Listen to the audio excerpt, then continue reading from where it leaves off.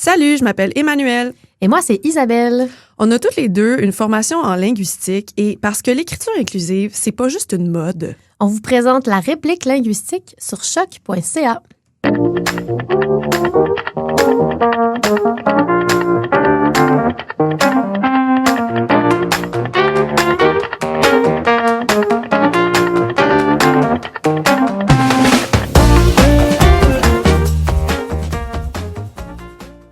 Manu, Isa, on a de la visite aujourd'hui. ben oui, on est super contente d'accueillir Gabrielle Girard, doctorante en linguistique à l'UQAM, pour nous parler d'un sujet hyper intéressant, Isa, l'écriture inclusive. Oui, sujet sur lequel il y a beaucoup d'idées préconçues et d'opinions très fortes aussi. Oui. Donc, on est vraiment contente d'avoir avec nous une personne qui a étudié la question dans le cadre de sa maîtrise. Donc, bonjour Gabrielle et merci d'avoir accepté notre invitation. Merci beaucoup de m'avoir invitée. Ça me fait très plaisir d'être là pour vous parler d'écriture inclusive.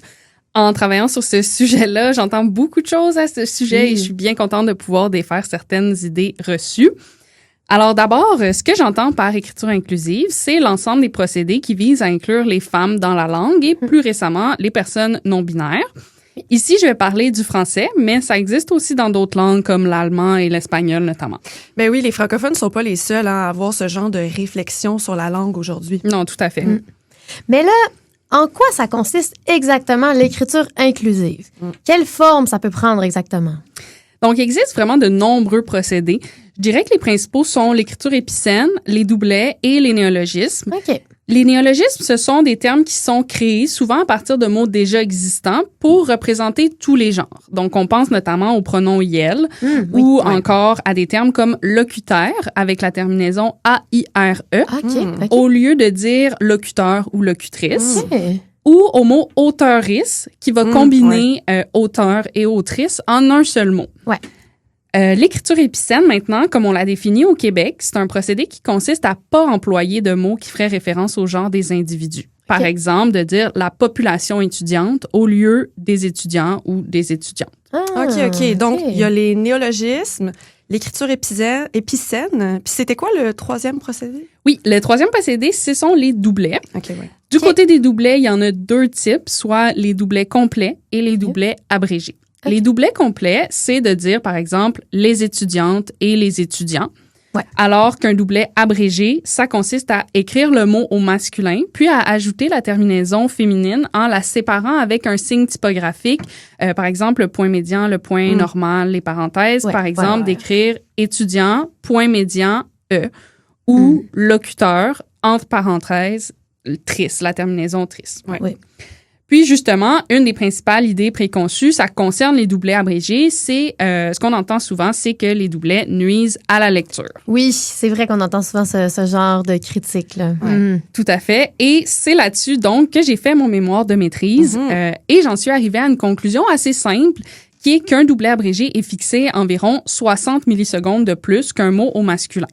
Donc, 60 millisecondes, c'est 0,06 secondes, c'est ça? Exactement, oui. OK. C'est très peu. C'est pas beaucoup. Non, c'est ça. Donc, par exemple, là, si j'ai un article qui me prend environ 5 minutes à lire, disons qu'il y aurait, par exemple, 20 doublets abrégés, mon super calcul mental me dit que ça ralentirait ma lecture de 1,2 secondes.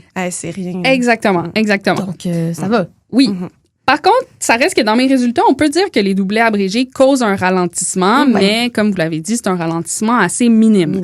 On pourrait quand même penser que ça donne raison aux personnes qui s'opposent à l'écriture inclusive, mais c'est important de remettre ce ralentissement-là en contexte. Par exemple, les mots longs ou les mots rares sont toutes des choses qui causent des ralentissements dans la lecture, mais on n'arrêtera pas de les utiliser pour autant. Ben oui, puis on valorise justement la présence d'un vocabulaire là, diversifié et recherché dans les textes qu'on écrit. Oui. Tout à fait.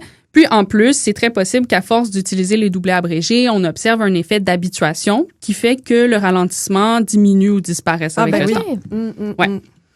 Puis, donc, après, un autre point important qui est essentiel d'aborder quand on parle d'écriture inclusive, c'est la représentation mentale qu'on se fait du masculin. Les personnes qui s'opposent à l'écriture inclusive vont souvent dire que la forme du masculin peut être considérée comme neutre et inclut donc toutes les personnes par défaut, peu importe leur genre. C'est vrai que d'un point de vue cognitif, si on lit un texte où on parle, par exemple, des citoyens de Montréal et que c'est écrit au masculin, on n'aura sûrement pas de difficulté à s'imaginer que le mot citoyen au masculin fait pas uniquement référence à des hommes parce que nos connaissances du monde entrent en jeu dans notre compréhension, pas uniquement le genre grammatical du mot. Ben oui, puis surtout comme francophone, on a été habitué à ce que le genre masculin puisse inclure le féminin. Ouais. En effet, exactement. Mais il y a de nombreuses études quand même à ce sujet-là et le consensus scientifique est plutôt qu'on s'imagine plus rapidement et plus facilement des hommes que des personnes de d'autres genres quand on lit un texte qui est écrit au masculin. Oui, OK. Parce que oui, j'ai l'impression que ça renforce cette idée là, que l'être humain, par défaut, c'est un homme. Un homme, exact. Oui, en effet. Par contre, comme je l'ai dit, parfois, nos connaissances du monde font qu'on arrive quand même à interpréter qu'on parle pas uniquement d'hommes. Mais il y a un contexte spécifique où l'utilisation du masculin peut avoir des effets néfastes très concrets. Puis, c'est le contexte des offres d'emploi. Des études ont montré que le fait qu'une offre d'emploi soit rédigée uniquement au masculin peut décourager les femmes d'y postuler et vont faire qu'elles vont se considérer comme de moins bonnes candidates pour cet emploi-là par rapport à des offres qui seraient rédigées avec une méthode d'écriture inclusive, par exemple. Wow, super intéressant.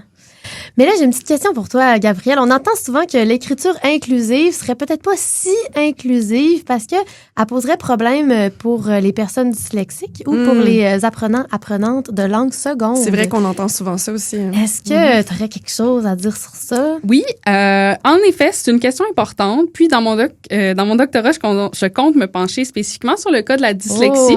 Donc, vous pouvez me réinviter. Ouais. En attendant, par contre, d'avoir plus de données là-dessus, d'après ce qu'on connaît de la lecture chez les dyslexiques, il n'y a pas de raison, à mon avis, de croire que l'écriture inclusive causerait des problèmes de lecture particuliers pour les personnes dyslexiques. OK. À suivre, donc, on va te réinviter.